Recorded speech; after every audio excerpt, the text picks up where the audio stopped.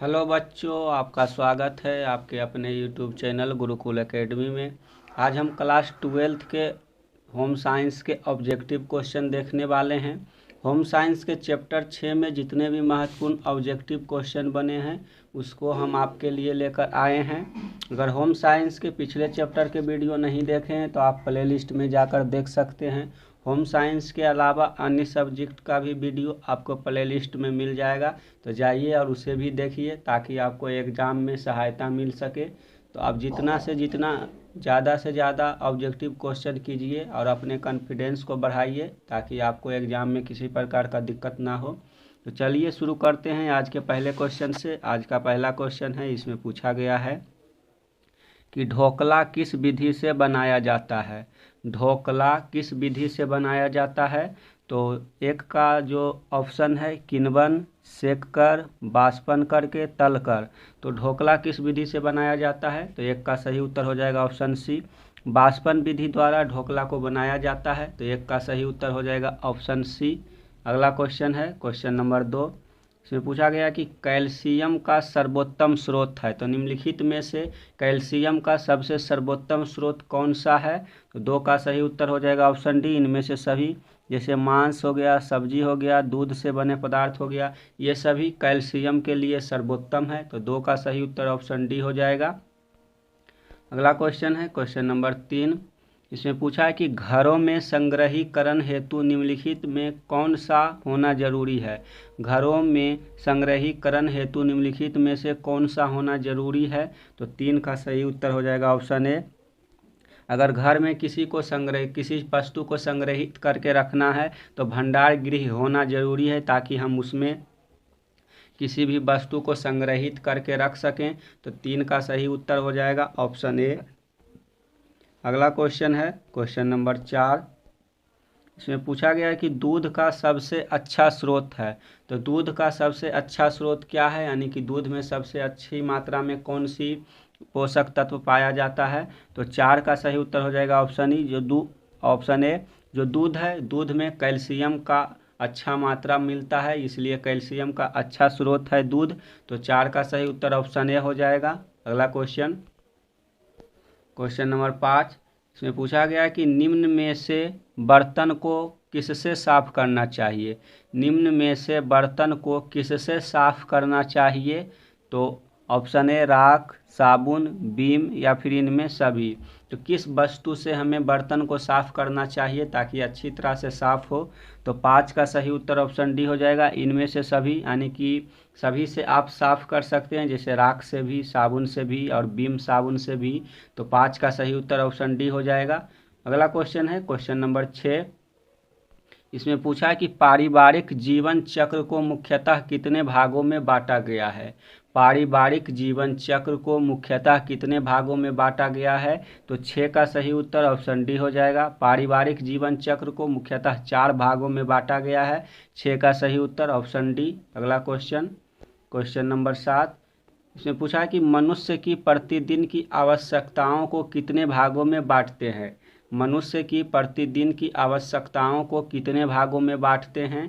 तो 7 का सही उत्तर हो जाएगा ऑप्शन बी, टोटल 3 भागों में बांटते हैं। तो 7 का सही उत्तर ऑप्शन बी हो जाएगा। अगला क्वेश्चन है क्वेश्चन नंबर 8। इसमें पूछा है कि आहार आयोजन किस बचत में मदद करता है। आहार आयोजन किस बचत में मदद करता है? तो 8 का सही उत्तर ऑप्शन डी हो जाएगा, उपयुक्त सभी। जैसे जो आहार है, आहार आयोजन ईंधन में बचत करता है, समय में बचत करता है, ऊर्जा में भी बचत करता है। तो 8 का सही उत्तर हो जाएगा उपयुक्त सभी, यानी कि आहार आयोजन का बचत इन तीनों तरीकों से होता है। अगला क्वेश्चन क्वेश्चन नंबर 9। इसमें पूछा है कि इनमें से कौन आहार आयोजन में विचारणीय नहीं है।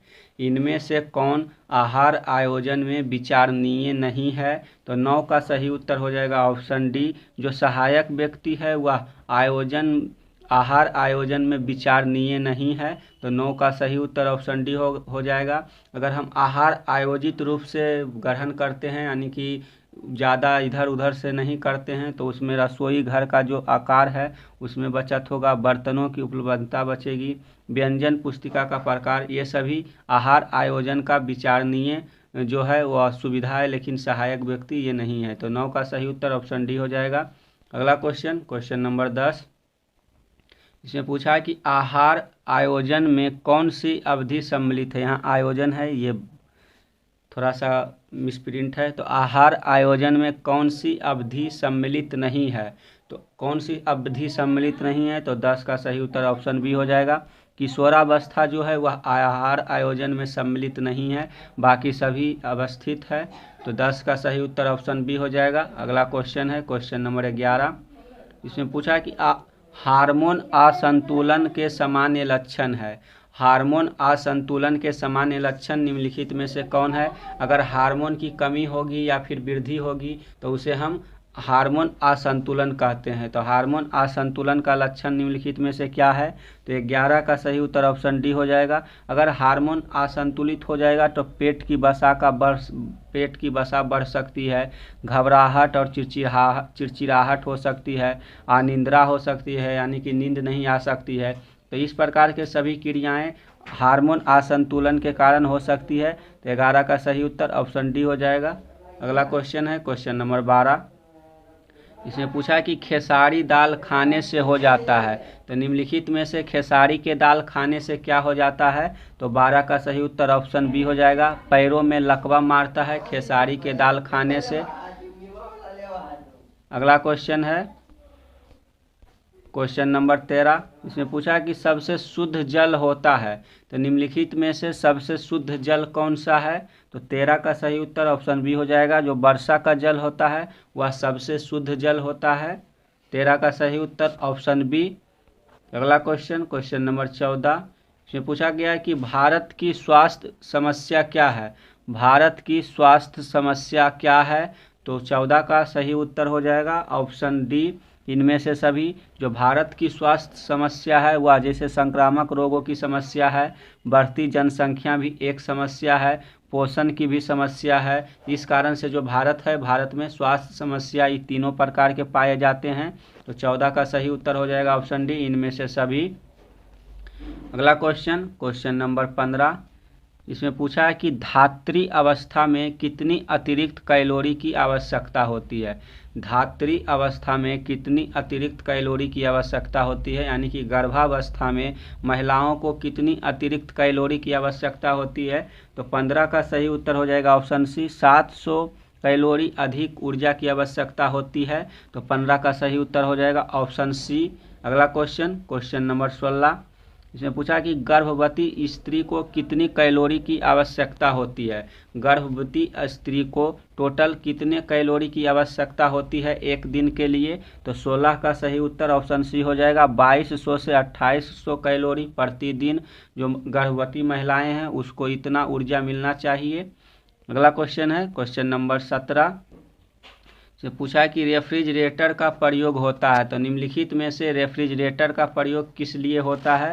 तो 17 का सही उत्तर हो जाएगा ऑप्शन ए, प्रशीतन में, यानी कि वस्तु को खराब होने से बचाने के लिए हम वस्तु को ठंडा रखते हैं, जिससे कि कोई भी चीज़ हो जो बाष्पीकृत होकर, यानी कि उसमें किसी प्रकार का खराबी ना हो। तो 17 का सही उत्तर ऑप्शन ए हो जाएगा, प्रशीतन में। क्वेश्चन नंबर 18 है, इसमें पूछा है कि पाचन, अवशोषण एवं चयापचय में जल किस स्रोत से मदद करता है। पाचन, अवशोषण एवं चयापचय में जल किस स्रोत से मदद करता है। तो 18 का सही उत्तर हो जाएगा ऑप्शन डी, इनमें से सभी। जैसे लाल ग्रंथियों से निकला जल, ऊपर से पिया गया जल, भोज्य पदार्थों से निकला जल, ये सभी पाचन, अवशोषण एवं चयापचय में मदद करता है। तो 18 का सही उत्तर हो जाएगा ऑप्शन डी। अगला क्वेश्चन क्वेश्चन नंबर 19, इसमें पूछा है कि अपमिश्रण के उदाहरण है। तो निम्नलिखित में से अपमिश्रण के उदाहरण कौन से हैं। तो सही उत्तर ऑप्शन डी हो जाएगा। इसका सभी उदाहरण है, जैसे नकली को असली बताकर बेचना, बासी को ताज़ा बताकर बेचना, गलत लेबल लगाकर बेचना, ये सब है अपमिश्रण के उदाहरण है। तो 19 का सही उत्तर ऑप्शन डी हो जाएगा। अगला क्वेश्चन है क्वेश्चन नंबर 20, इसमें पूछा है कि निम्न में से कौन पौधे खाने का योग्य भाग्य है। निम्न में से कौन पौधे का खाने योग्य भाग्य है। तो 20 का सही उत्तर ऑप्शन डी हो जाएगा। हम पौधे का बीज भी खाते हैं, पत्ते भी खाते हैं और फूल भी खाते हैं। तो 20 का सही उत्तर ऑप्शन डी हो जाएगा। अगला क्वेश्चन है क्वेश्चन नंबर 21। इसमें पूछा है कि नगरों में पानी प्राप्त करने का स्रोत है। नगरों में पानी प्राप्त करने का निम्नलिखित में से कौन सा स्रोत है? तो 21 का सही उत्तर हो जाएगा ऑप्शन बी, वाटर वर्क्स, यानी कि जो वाटर वर्क्स है वह नगरों में पानी प्राप्त करने की स्रोत है। तो 21 का सही उत्तर ऑप्शन बी हो जाएगा। अगला क्वेश्चन है क्वेश्चन नंबर 22। इसमें पूछा गया कि भोजन को छने से पूर्व एवं पश्चात हाथ धोने चाहिए। भोजन को छने से पूर्व एवं पश्चात हाथ धोना चाहिए किस चीज़ से? तो 22 का सही उत्तर ऑप्शन सी हो जाएगा, साबुन से हाथ धोना चाहिए। अगला क्वेश्चन नंबर 23। इसमें पूछा है कि राष्ट्रीय पोषण संस्थान की स्थापना कब तथा कहाँ हुई थी? राष्ट्रीय पोषण संस्थान की स्थापना कब तथा कहाँ हुई थी? तो 23 का सही उत्तर हो जाएगा ऑप्शन डी, 1950 ईस्वी में लखनऊ में राष्ट्रीय पोषण संस्थान की स्थापना हुई थी। अगला क्वेश्चन नंबर 24। इसमें पूछा गया कि अत्यधिक श्रम करने वाले को प्रति घंटे निम्नलिखित कैलोरी की आवश्यकता पड़ती है। तो अत्यधिक श्रम करने वाले व्यक्ति को प्रति घंटे निम्नलिखित में से कितनी कैलोरी की आवश्यकता होती है? तो 24 का सही उत्तर हो जाएगा ऑप्शन सी, 150 से 300 कैलोरी प्रति घंटे उसको ऊर्जा की आवश्यकता होती है। तो 24 का सही उत्तर ऑप्शन सी हो जाएगा। अगला क्वेश्चन है क्वेश्चन नंबर 25। इसमें पूछा है कि नरम जल में कितनी मात्रा कम होती है? नरम जल में किसकी मात्रा कम होती है, यानी कि जो मृदु जल है यानी कि मीठा जल है उसमें किस चीज़ की मात्रा कम होती है? तो 25 का सही उत्तर हो जाएगा ऑप्शन ए, जो मीठा जल होता है उसमें नमक नहीं पाया जाता, यानी कि खारे जल में यानी कठोर जल में नमक पाया जाता है जो समुद्री जल होता है, और मीठा जल या फिर नरम जल में नमक नहीं पाया जाता है। तो 25 का सही उत्तर ऑप्शन ए हो जाएगा। अगला क्वेश्चन नंबर 26। इसमें पूछा है कि भोजन दूषित नहीं होते हैं, तो निम्नलिखित में से किसके कारण भोजन दूषित नहीं होते हैं? तो 26 का सही उत्तर हो जाएगा ऑप्शन डी, भोजन तैयार करने में स्वच्छता द्वारा भोजन दूषित नहीं होता है। बाकी बैक्टीरिया द्वारा दूषित होता है, फफूंदी द्वारा दूषित होता है, खमीर द्वारा दूषित होता है। 26 का सही उत्तर हो जाएगा ऑप्शन सी, यानी कि भोजन किसके द्वारा दूषित नहीं होता है? तो भोजन तैयार करने में स्वच्छता द्वारा, यानी कि भोजन तैयार करने में स्वच्छता का ध्यान रखना चाहिए। अगला क्वेश्चन नंबर 27। इसमें पूछा कि खाद्य और कृषि संगठन FAO की स्थापना की गई।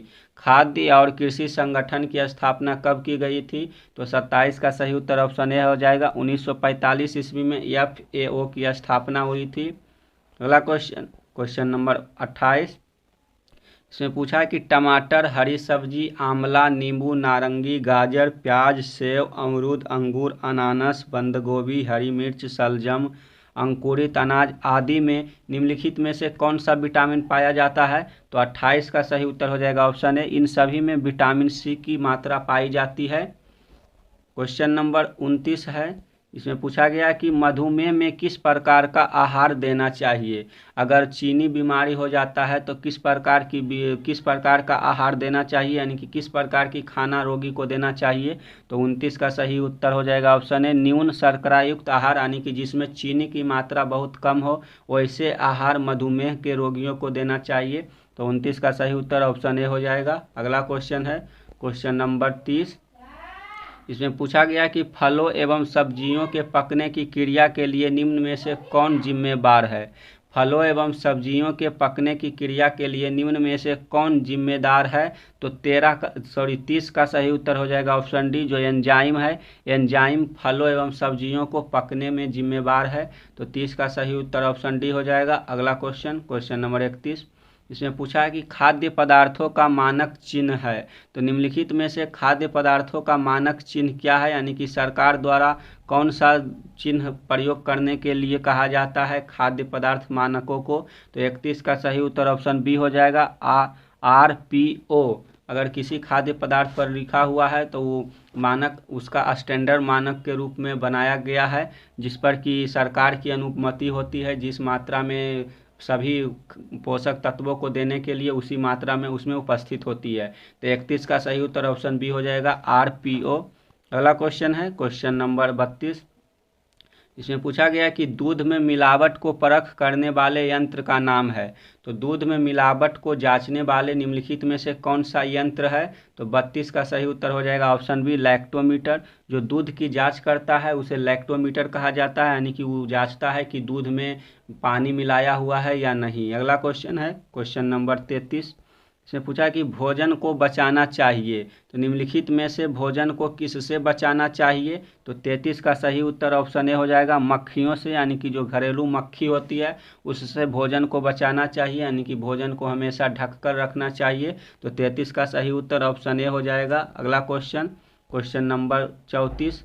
इसमें पूछा गया कि सुरक्षात्मक पौष्टिक तत्व है, तो निम्नलिखित में से सुरक्षात्मक पौष्टिक तत्व कौन है? तो 34 का सही उत्तर ऑप्शन डी हो जाएगा, विटामिन जो है यह विटामिन सुरक्षात्मक पौष्टिक तत्व है, यानी कि विटामिन हमारे शरीर को सुरक्षा प्रदान करता है। तो 34 का सही उत्तर ऑप्शन डी हो जाएगा। अगला क्वेश्चन नंबर 35 से पूछा गया कि ऊर्जा उत्पन्न करने वाले पोषक तत्व है, तो निम्नलिखित में से कौन से पोषक तत्व है जिससे हमें ऊर्जा मिलती है? तो 35 का सही उत्तर हो जाएगा ऑप्शन ए, कार्बोहाइड्रेट। जो कार्बोहाइड्रेट है यह ऊर्जा प्रदान करने वाला पोषक तत्व है। तो 35 का सही उत्तर ऑप्शन ए हो जाएगा। अगला क्वेश्चन नंबर 36। इसमें पूछा कि सर्वाधिक ऊर्जा उत्पादक आहार है, तो निम्नलिखित में से सर्वाधिक ऊर्जा हमें किस आहार को खाने से मिलता है? तो 36 का सही उत्तर ऑप्शन ए हो जाएगा, अनाज। यानी कि जो अनाज होते हैं जैसे गेहूं हो गया, चावल हो गया, ये सब खाने से हमें सर्वाधिक ऊर्जा की प्राप्ति होती है। तो 36 का सही उत्तर ऑप्शन ए हो जाएगा। बाकी जैसे विटामिन हो गया, अन्य पोषक तत्व हो गया, वे सब हमारे शरीर को विकास करने में और शरीर की सुरक्षा प्रदान करने में वे सब लाभदायक होते हैं, लेकिन शरीर को ऊर्जा देने के लिए जो अनाज है वही महत्वपूर्ण भूमिका निभाते हैं। तो 36 का ए उत्तर हो जाएगा। अगला क्वेश्चन है क्वेश्चन नंबर 37। इसमें पूछा कि निम्न में कौन शरीर की आधारशिला कहलाता है? निम्न में कौन शरीर की आधारशिला कहलाता है?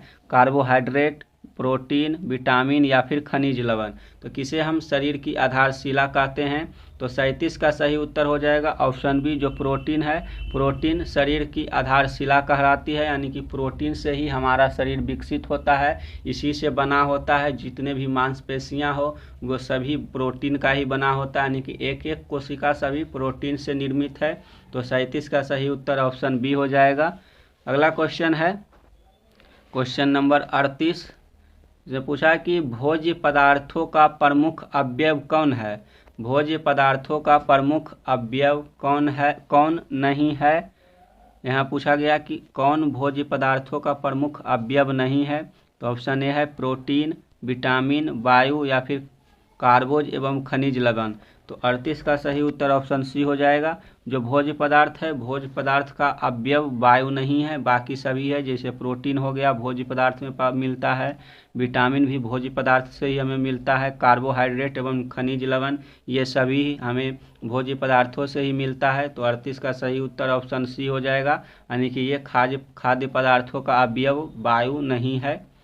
अगला क्वेश्चन नंबर 39 से पूछा है कि सूर्य की रोशनी प्रदान करता है, तो सूर्य की रोशनी से हमें कौन सी विटामिन मिलता है? यानी कि जो सूर्य की रोशनी है, सूर्य की रोशनी जब हमारे शरीर पर पड़ती है तो शरीर के त्वचा के अंदर एक वायलीय पदार्थ पाया जाता है, जो कि सूर्य के प्रकाश से रिएक्शन करके एक विटामिन का निर्माण करता है। तो हमें सूर्य की रोशनी से प्राप्त कौन सी विटामिन माना जाता है? तो 39 का सही उत्तर ऑप्शन डी हो जाएगा, यानी कि जो विटामिन डी है, विटामिन डी सूर्य के प्रकाश से मिलता है। तो 39 का सही उत्तर ऑप्शन डी हो जाएगा।